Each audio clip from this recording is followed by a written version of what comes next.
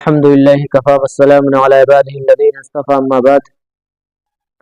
سوال و جواب کا سلسلہ جاری ہے۔ اس میں سے ایک سوال یہ ہے کہ قبروں کی زیارت کرنا کیسا ہے؟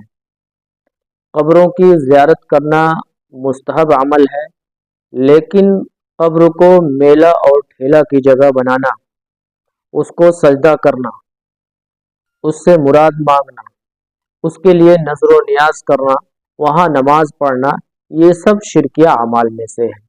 اسی طریقے سے ایک دوسرا سوال ہے کہ دو پر والے گھوڑے کا جلوس نکالنا اور اس کا بنانا کیسا ہے؟ تو دو پر کے گھوڑے بنانا اور اس کا جلوس نکالنا یہ ناجائز اور حرام ہے، کیونکہ جس طریقے سے غیر مسلم مورتیاں بناتے ہیں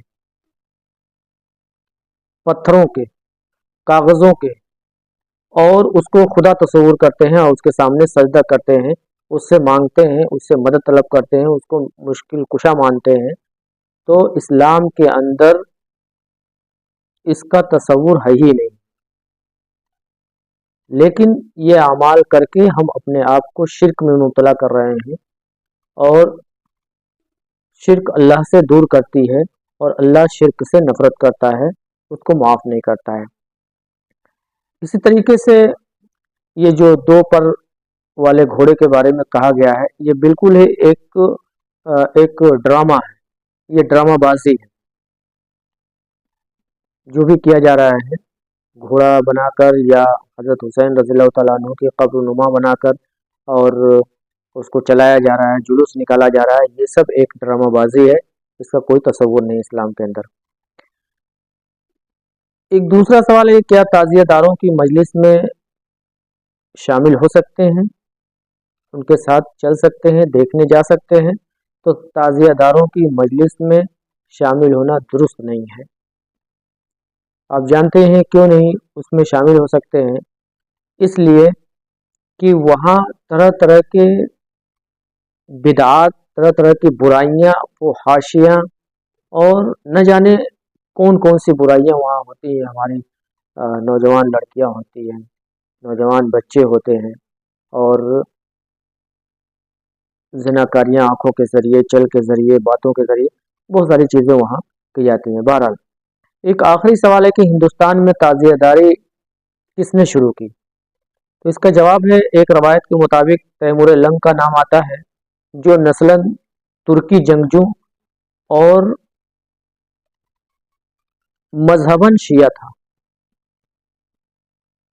اس نے تعزیہ داری کا سلسلہ اس ہندوستان میں شروع کیا۔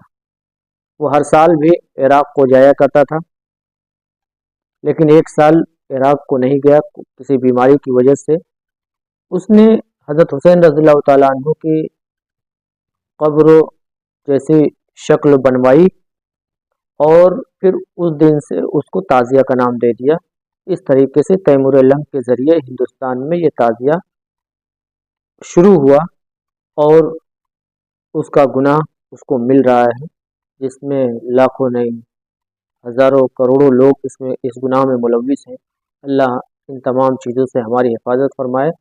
جس چیز کو اللہ کے نبی اور تمام انبیاء کرام ختم کرنے کے لیے آئے تھے، کعبہ سے 360 بتوں کو اللہ کے نبی صلی اللہ علیہ وسلم نے نکال کر اس کو پاک اور صاف کیا۔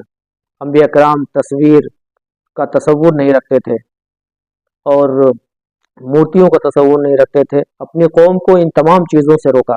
لیکن ہمارے اللہ کے نبی صلی اللہ علیہ وسلم کی امت ان چیزوں میں آگے بڑھ چڑھ کر حصہ لے رہی ہے، جو ان کو شرک تک لے جا رہی ہے، اور شرک اللہ کو ناپسند ہے، اللہ اس پر غصہ ہوتا ہے، اور شرک کرنے والوں کو اللہ تبارک و تعالیٰ معاف نہیں کرتا ہے۔